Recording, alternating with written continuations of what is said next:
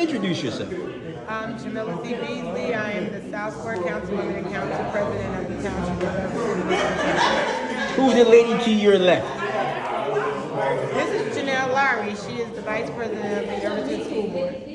Okay. No relation? Y'all look alike. My daughter. Ah, good. So she's a Beasley, is what I'm saying. Yes?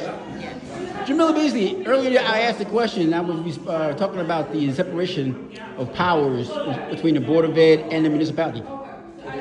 And when I referenced, we talk about the powers that be, Team Irvington Strong, Team Irvington, and Team Irvington that preceded it. When I was talking about the person who was running stuff, I was talking about your dad, Bilal Beasley. And I remember specifically asking Bilal Beasley, who was a council member and a council president, and then I guess was he also a freeholder back when they were freeholders, but they're not freeholders anymore. And I asked him about the Board of Ed because I said, Bilal Beasley, you the boss. You run the town, and everything comes through you. So much like what Parliament was hitting at, saying if you run everything, if you're in control of it, you're the mastermind behind everything, then you should be running the Board of Ed. He specifically said that is not the case. That's not the case. Why is that not the case? It's not the case because that's not his position. He's the chairperson of the Irvington Democratic Party. Therefore, we find people who think, the criteria to run for these different offices, and you let them do the job. You don't want to hire a director and then you're over their head. You hire people or you support people who can get the job done. So you allow them to do that when they get into these positions. I mean, if you're going to tell people what to do, you might as well just sit in the position yourself. So I think his perspective was he supported people who he had confidence in and who did a wonderful job. So he allowed them to do their job. That's a good answer. What about you, young lady? Right? I mean, you agree with what your mom said? Yes, I do. About your granddad? I do. All right. And I believe it's two separate entities. So we know the school board is ran by one person and the town is ran by someone else. All right. So when people say, oh, it must be, pillow talk, is guiding the principals of town and Board of Ed, or there's, somebody running everything in town.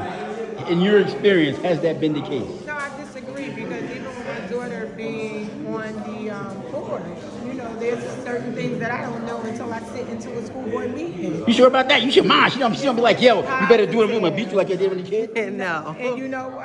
And I don't interfere in what it is she do because I know she's capable. So, I don't have to tell her what she needs to do or how she needs to vote. I don't do it. I have faith that she's going to represent the school board the way it should be, and I don't have to intervene and tell her what my thoughts are because I'm not elected to the school board. I'm the council president. All right. Anything else you want to say while I got you guys on the team? No, I just look forward to this election. I look forward to, continuously moving Irvington forward. We have redevelopment projects that's coming up. We have, again, as Councilwoman Brown said, we have different programs for our youth. And I just look forward to continuing that after May 12th election. I only ever got one question for you. You know that, right? When are you going to be the mayor? I'm not right now. All right. I'm going to continue to be the council president. All right. Until then. And then one last thing. Tony Voss Jr., councilman, mentioned growing up and being involved in the family, that at home you learn the value of voting and the value of participation and leadership in the community. And so I'm going to ask you, Bilal Beasley's granddaughter, Jamilah Beasley's daughter, you co-sign that too? I co-signed that. I started canvassing when I was about 10 years old. My 18th birthday. Was you getting paid? Was they just making you a slave there? I was not getting paid. My 18th birthday, I got a voter's registration in an envelope. No money. So it starts at home. We working for free? Working for free. Jamilah Beasley, this is America, man. People get paid for that labor. We don't do that no more. What's up? No, we don't get paid for it. But you had her out there canvassing. I did have her out there canvassing.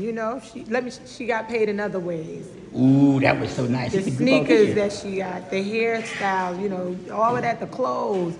This is the work that you have to put in this family in order to get those things. What you got to say now is, why you bringing up old stuff, Mom? It's she okay, said because I got my kids doing doing the same way. They'll know. Look, my granddaughter just turned 16. She has 2 more years, and trust me. She'll And be she's getting the voter's campaigning, registration now. and she's canvassing, and Knocking she's doing on all of that doors and now. everything else. 2 years, she'll be at that election polling site.